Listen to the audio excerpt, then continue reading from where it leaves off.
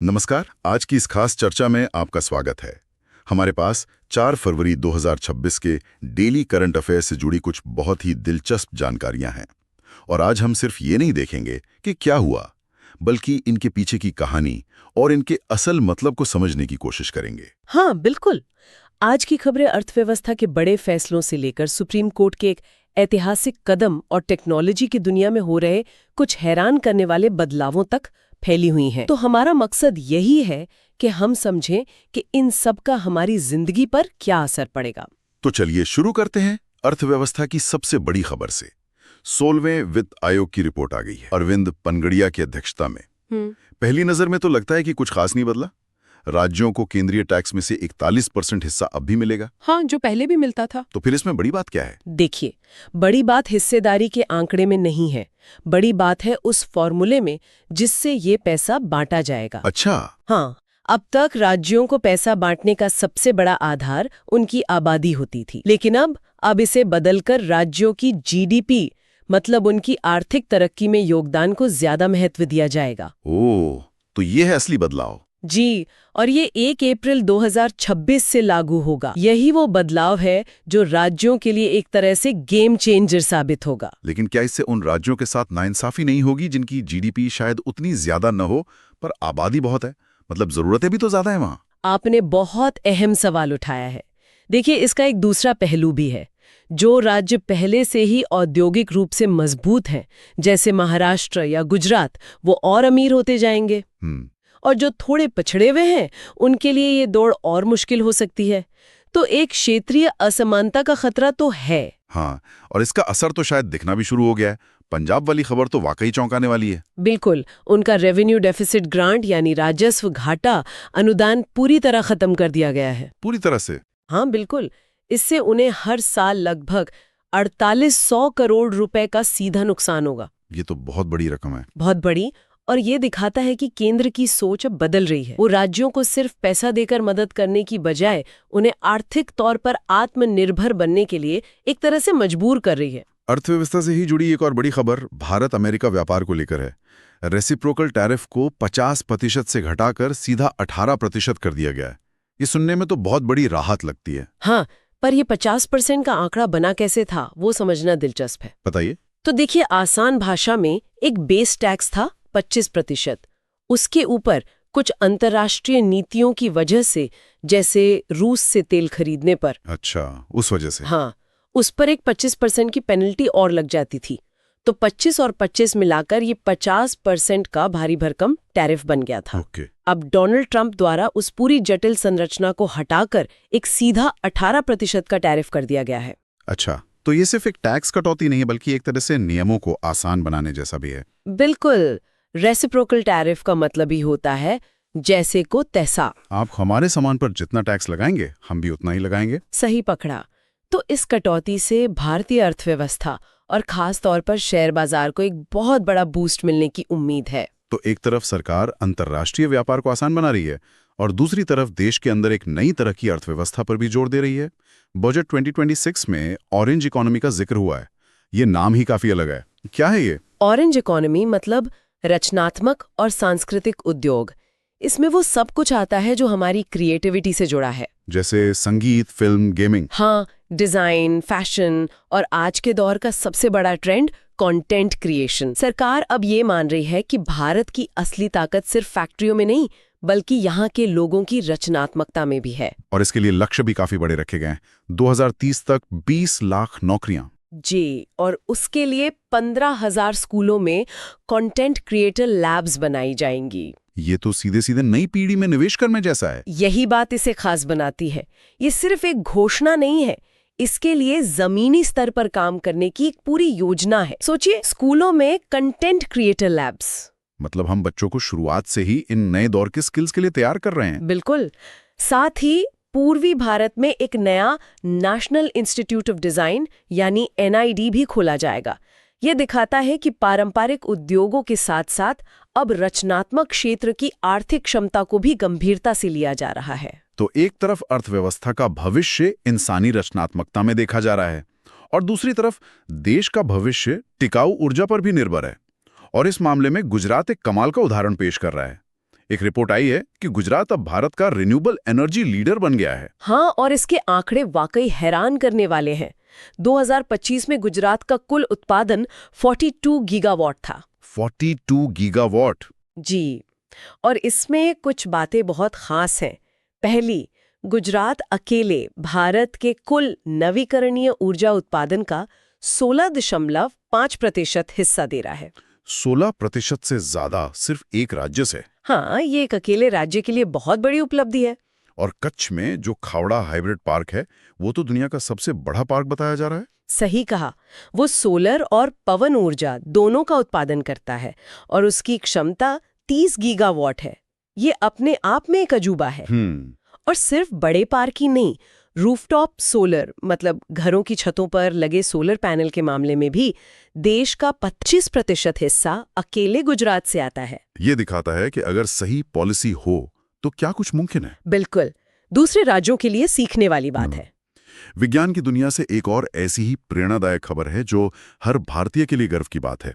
भारतीय मूल के अमेरिकी वैज्ञानिक वीरभद्रन रामनाथन को 2026 का क्रेफर्ड प्राइज मिला है, जिसे जियोसाइंसेस का नोबेल पुरस्कार भी कहा जाता है ना। जी हाँ, और उनका काम आज की दुनिया के लिए कितना जरूरी है ये जानना बहुत आकर्षक है।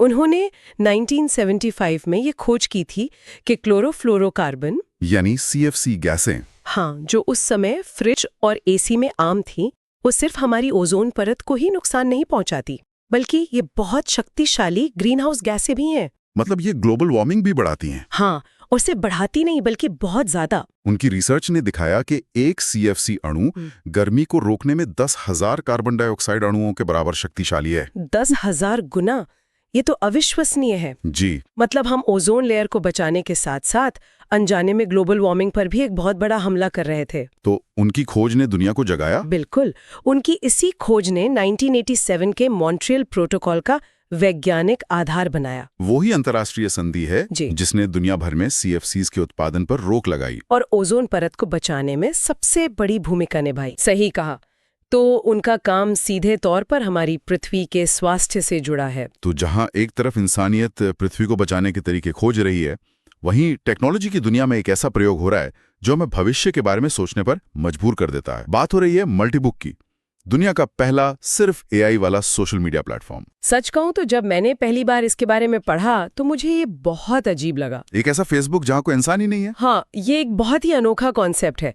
एक ऐसा प्लेटफॉर्म जहां कोई इंसान पोस्ट या कमेंट नहीं करता, यहाँ सिर्फ AI एजेंट्स, जिन्हें हम बॉट्स कह सकते हैं, आपस में बात करते हैं। आपस में बात करते हैं। हाँ, जानकारी साझा करते हैं और यहाँ तक कि रिश्ते भी बनाते हैं। तो फिर इसमें इंसानों का क्या काम है? सिर्फ तमाशा देखना? एक तरह से हाँ, इंसान केवल दर्शक हैं। वे देख सकते हैं कि AI आपस में कैसे संवाद कर रहे हैं, लेकिन वे इस बातचीत में हिस्सा नहीं ले सकते। इस प्लेटफॉर्म पर कितने एजेंट्स हैं? 50 लाख से ज्यादा AI एजेंट्स पहले से ही मौजूद हैं और इसे मैट श्लिच नाम के एक डेवलपर ने बनाया है। इसका मतलब तो ये हुआ कि हम AI को इतना डेटा दे रहे हैं कि वो इंसानी व्यवहार को सिर्फ कॉपी नहीं बल्कि अपने हिसाब से गढ़ना भी सीख सकता है। बिल्कुल, ये सिर्फ एक सोशल मीडिया प्लेटफॉर्म नहीं, ये AI के लिए एक विशाल ट्रेनिंग ग्राउंड है। ये वाकई सोचने पर मजबूर करने वाली बात है।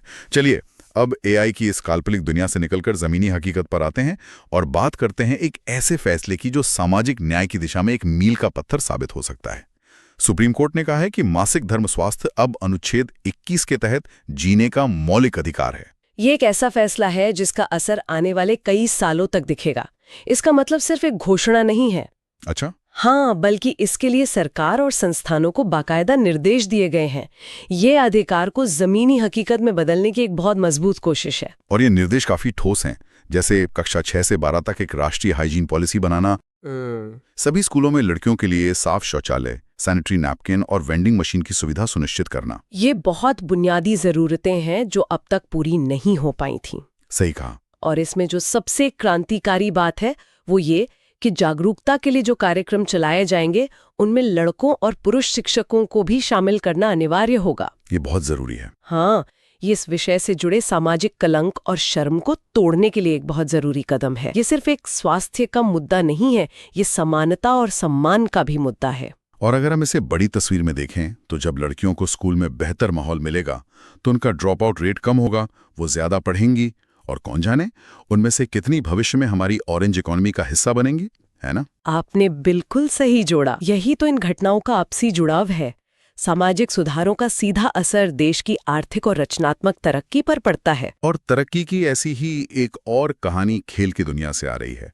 17 साल की एक लड़की अनाहत सिंह ने स्क्वॉश में कमाल कर दिया है। जी हाँ, उन्होंने वॉशिंगटन में स्क्वॉश ऑन फायर ओपन 2026 जीता है। ये उनके करियर का पहला बड़ा खिताब है। हाँ, ये उनके करियर का पहला PSA यानी प्रोफेशनल स्क्वॉश एसोसिएशन का ब्रॉन्ज लेवल खिताब है। ये प्रोफेशनल सर्किट में एक बहुत महत्वपूर्ण जीत मानी जाती है। और फाइनल में उन्होंने एक अनुभवी खिलाड़ी को हराया। जी, इंग्लैंड की जॉर्जिना कैनेडी को हराया, जो एक बहुत बड़ी उपलब्धि है। सिर्फ 17 साल की उम्र में ये कमाल करना अद्भुत है।